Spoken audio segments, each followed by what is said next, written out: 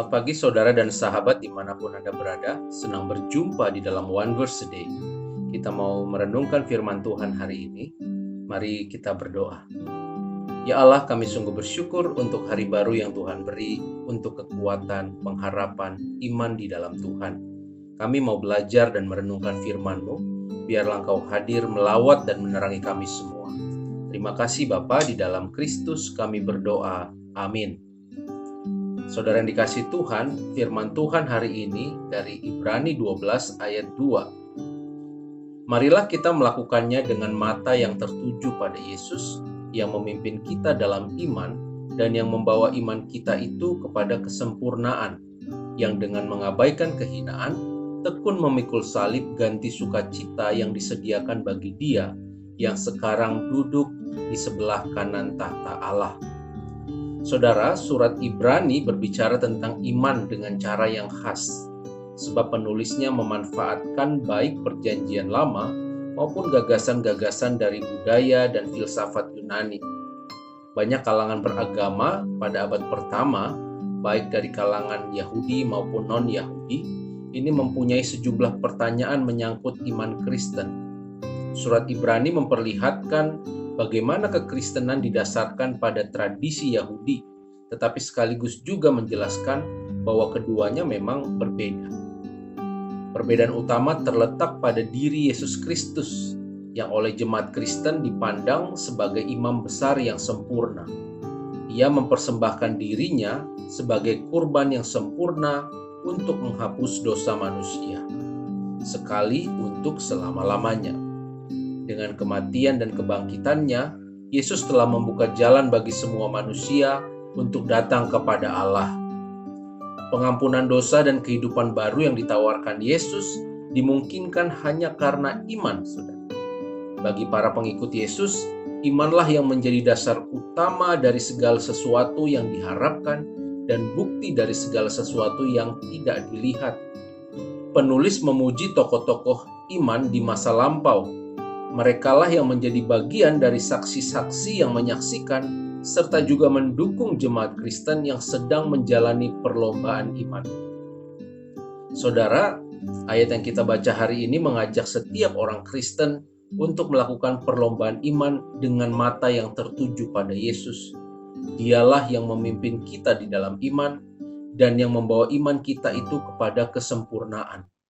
Hendaknya orang Kristen belajar dari Kristus yang mengabaikan kehinaan dan tekun memikul salib, dan yang telah memperoleh sukacita yang disediakan bagi Dia dan yang sekarang duduk di sebelah kanan tahta Allah. Saudara yang terkasih, dalam sebuah kisah diceritakan seorang pelawak yang meninggal mendadak menghadapi pengadilan terakhir. Ia merasa sangat gelisah karena tidak ingat lagi berapa banyak hal baik yang telah dilakukannya selama ia di bumi. Di pengadilan terakhir tersebut, dia melihat ada antrian panjang manusia. Maka ia pun duduk memperhatikan mereka dan mendengarkan apa yang dikatakan Yesus kepada mereka.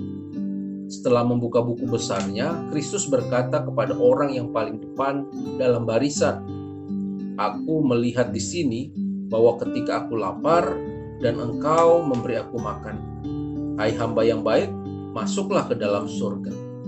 Kepada orang yang kedua, ia berkata, "Aku haus dan engkau memberi aku minum." Dan kepada yang ketiga, "Ketika aku dalam penjara, engkau melawat aku."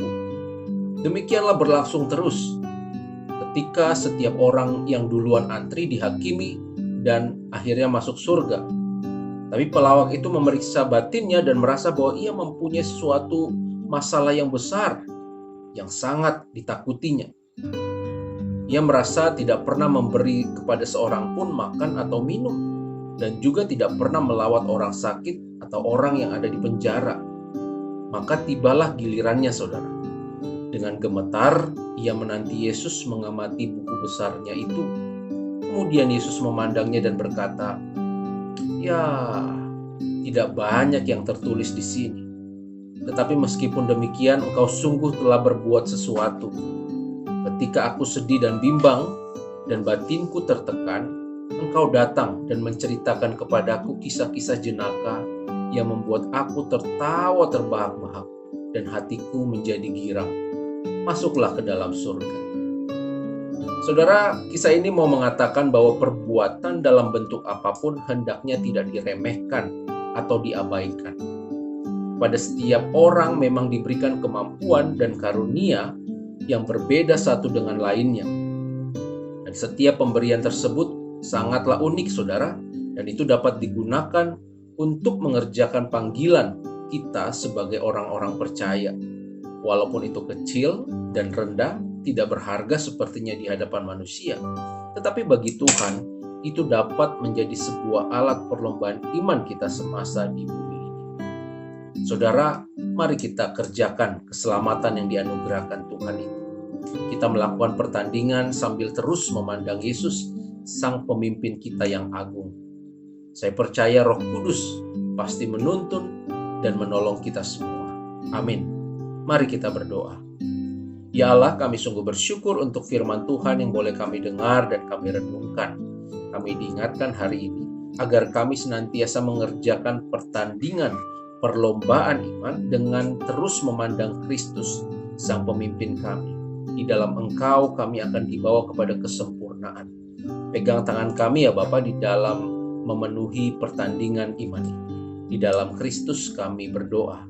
Amin. Tuhan memberkati kita semua, saudara.